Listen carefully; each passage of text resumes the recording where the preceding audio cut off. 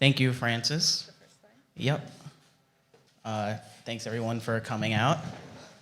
Really interesting day so far. I am a journalist. I kind of, I'm gonna speak in a very kind of untheoretical way. I kind of barely understand what cybernetics is, but I'm guessing that because I was invited that my work has a lot to do with the issues that you are talking about.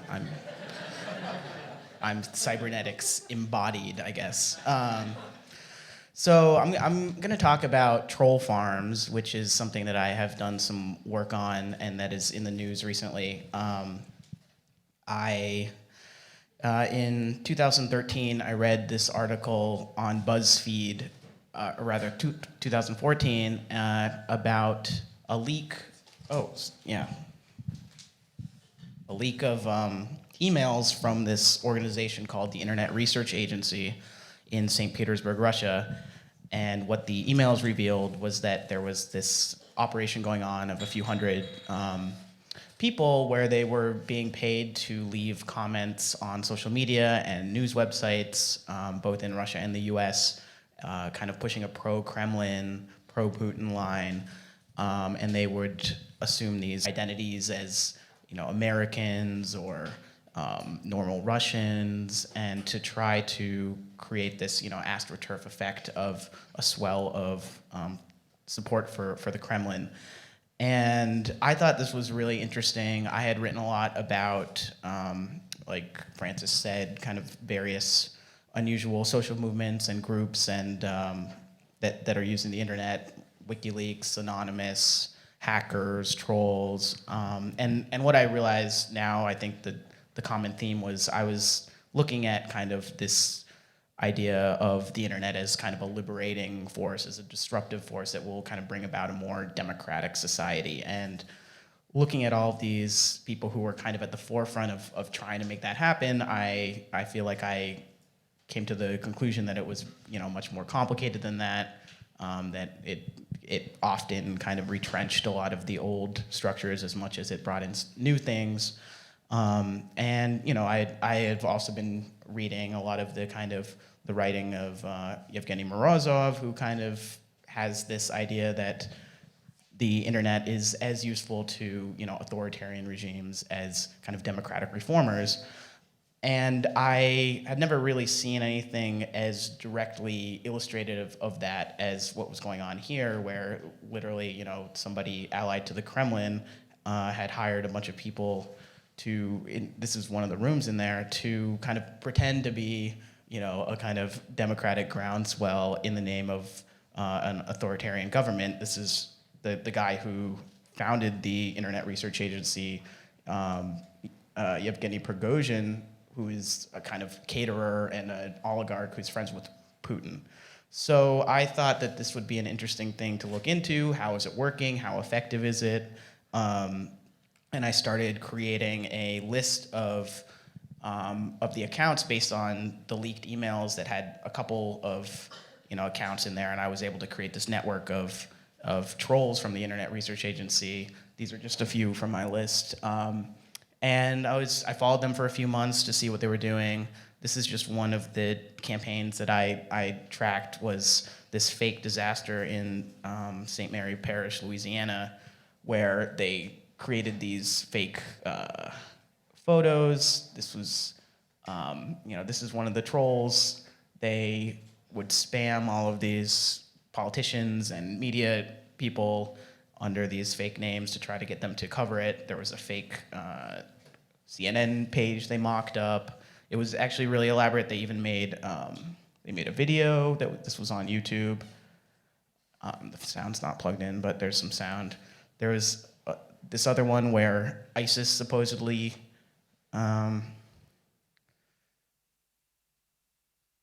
took credit for it. There's a guy watching this saying, "Oh my God, what's going on?" This was all just, this was all fake. And that was kind of the more spectacular example that I found. There were also some very silly ones. They were really taking a kind of spaghetti against the wall approach. So they created this fake cartoon character called I Am Ass. And he's a cartoon butt that really hates America. This is like an account. Democrats vainly trying to preserve their president from impeachment and jail. # impeach Obama. And then he had a little cartoon character there. So they, in addition to having people leaving comments, they had designers, they had, a whole, it was really kind of like an advertising agency that was dedicated to this kind of online propaganda. And in the spring of 2015, I went to Russia. That's a selfie of me at the, now I forget, the Hermitage. And I went to meet some of the trolls. This is one of the women who worked at the Internet Research Agency. That's her passport that I got from the leaked emails. There were a lot of applications and CVs and stuff from the people who had applied there. And I met with her name was Katerina Istova. I met with her at this Chinese restaurant in St. Petersburg, and she came along with her brother, who is this guy. And at the time, I don't know, I kind of wrote it off as, oh, this is just Russia. I guess that's what people look like. It was a little unnerving, but I interviewed her. She kind of told me about what it was like to work in the Internet Research Agency. And I came back, and all of a sudden I saw the trolls I was following tweeting an article, and this article is headlined, "What does a journalist from the New York Times kind of have in common with a neo-Nazi from St. Petersburg?" And that's the guy who I met in the restaurant. It turned out that he was a kind of famous neo-Nazi in St. Petersburg, and along with the article, there were surveillance photos of me meeting with him, kind of edited to make it look like I was only meeting with him, because she was definitely there in that photo. I don't know how they got her out, but in this photo, we're eating. She's right next to me. I thought it was odd that she had sat next to me when I was interviewing her, and I had to stare at her brother the whole time, but it was clear that was set up to, make it look like I was meeting with him. And so this article, went around these kind of networks of these kind of small Kremlin propaganda websites that were also run by the Internet Research Agency.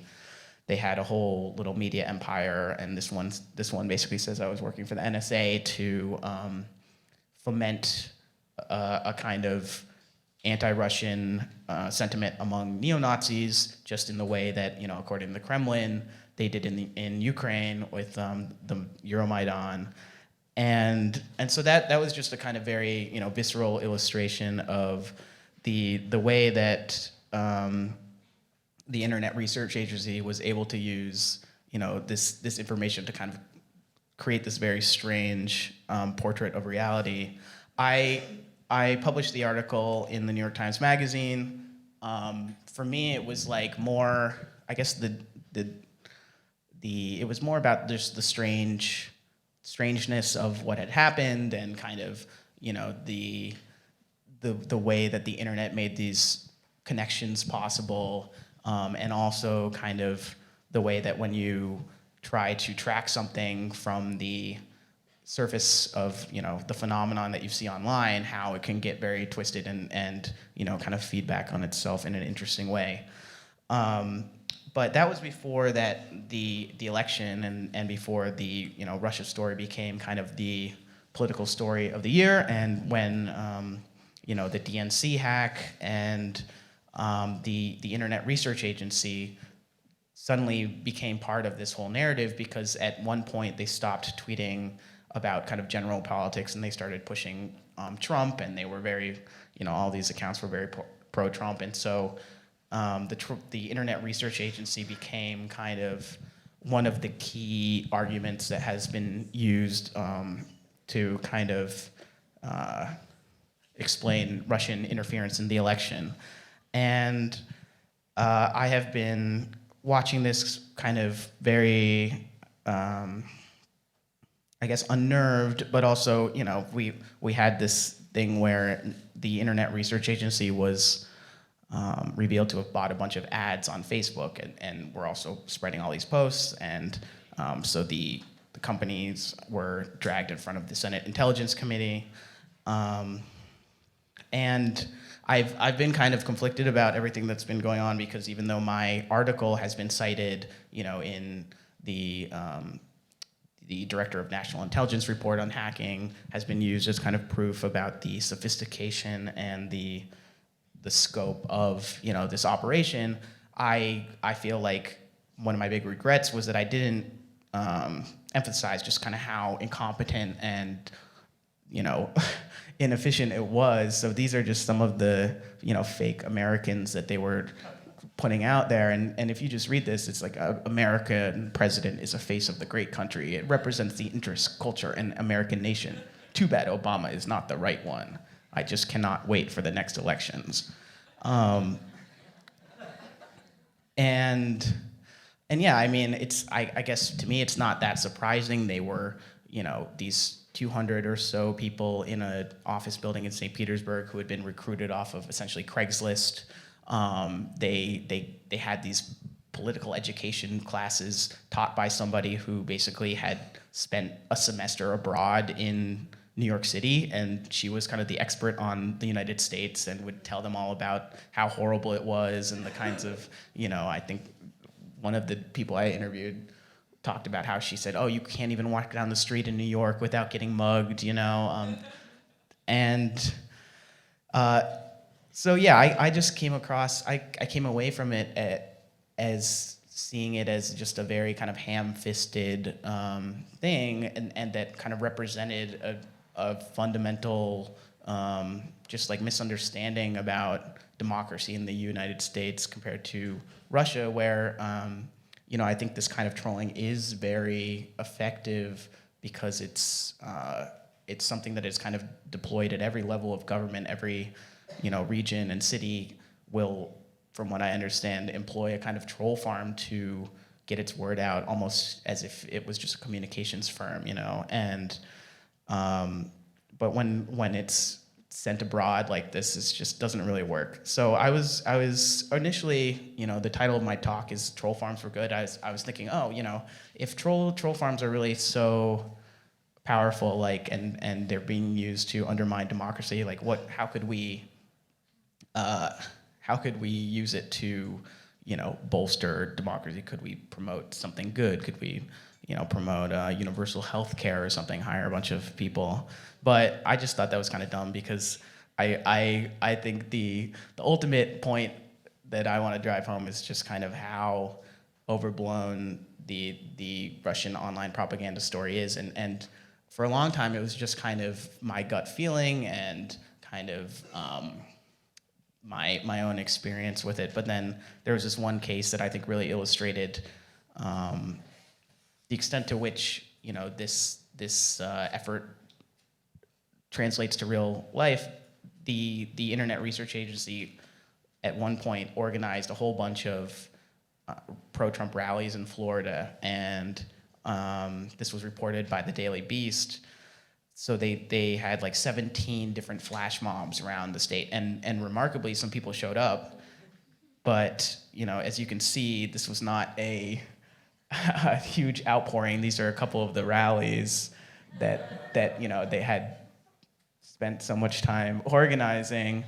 And yeah, this is what they're doing. It was all kind of an absurd farce as far as I was concerned. And so what does it matter that this issue has become such a hot button issue that these tech companies are being dragged in front of the Senate based on basically, in my opinion, a pretty overblown panic?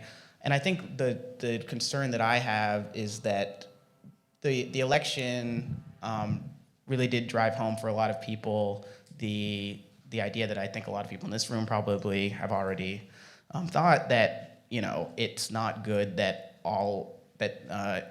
the internet is kind of in the control of 2 or 3 large advertising-supported companies, and that could have some really troubling consequences for democracy, especially if they're unaccountable and kind of just totally outside of any kind of democratic control.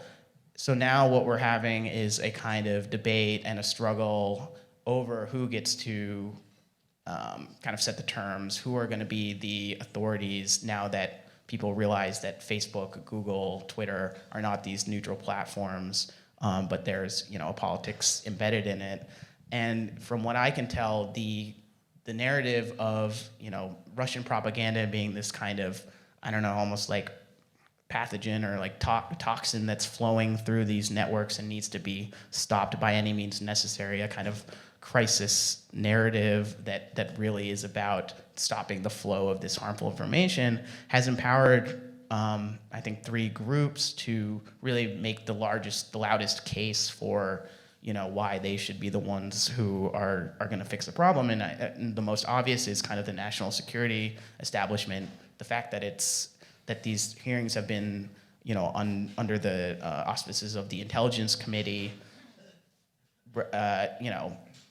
basically treating advertising and social media posts as a kind of national security threat. I think Dianne Feinstein had called it acts of cyber war. You're basically going to lead necessarily to treating social media more like a kind of battlefield, and Facebook has already started hiring former people from the national security state because they want to be able to address what is being seen as a national security issue. Another group are kind of old media organizations, which with the fake news story, Facebook basically has tried to state their criticism by bringing them on board with these fact-checking initiatives, these kind of laboratories to try to create fixes for the fake news problem. And the third group are advertisers who have been able to make a very strong case that Facebook needs to clamp down on their content and basically give them more control over where their ads appear, what kind of content they're supporting. And I guess when I think about where all of these 3 groups and these 3 trends are heading, it just seems to me that it's going to end up in a internet that's more surveilled, more corporate, kind of that really walks back on all of the promises that some of which Ken were talking about, and I really see it like we're at a moment almost the exact opposite of where we were after the Arab Spring, where there was this kind of unfounded optimism that really let the social media companies kind of avoid any kind of accountability or responsibility and cloak them in this kind of totally democratic aura. Only now it's the reverse, where all of a sudden we have to pull back and we have to kind of try to reinstate all of the authority that we handed over. And I guess I still have a somewhat romantic notion that the internet might be a space that is, I think Helen Nissenbaum called it an engine of social justice, that it is about trying to get these voices out that are not being heard, and that the answer is not to try to roll back the clock or to just hand over all authority, but to try to create this space that is worthy of the name. And I'll just leave you with one kind of funny thing that I think should leave you a little skeptical with how big this troll and propaganda story has gotten. I got an email the other day from somebody claiming to be one of the Russian trolls, and they said that they were doing a Q&A, an AMA on Reddit. And so basically the trolls, and I checked the website, which is a known Russian troll website, and they're advertising an AMA Reddit session with Russian trolls. So the trolls are now embracing the brand of Russian trolls. They're buying into the hype, and I guess, I don't know if it seems to not signal a good thing in the end, so thanks, that's my presentation.